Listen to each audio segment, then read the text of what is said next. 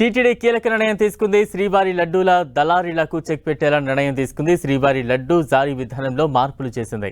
ఇకపై శ్రీవారి దర్శనానికి వచ్చే భక్తులు లడ్డూ కావాలంటే ఆధార్ తప్పనిసరిగా చూపించాలని తెలిపింది. శ్రీవారిని దర్శించుకోకుండా కేవలం లడ్డూలు మాత్రమే కొనుగోలు చేసే వారికి షాక్ ఇచ్చింది టీటీడీ. శ్రీవారి దర్శనం చేసుకోకుండా లడ్డూలు కావాలంటే ఆధార్ కార్డు సమర్పించాల్సిందే. ఒక ఆధార్పై కేవలం 2 లడ్డూలు మాత్రమే ఇస్తామన్నారు టీటీడీ అదనపు ఈవో వెంకయ్య చౌదరి.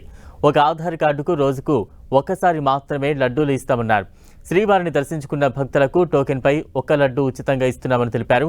టోకెన్ కలిగిన భక్తులు అదనంగా లడ్డూలు కావాలంటే లభ్యతను బట్టి 4 నుంచి 6 లడ్డూలు కొనుగోలు చేయొచ్చన్నారు.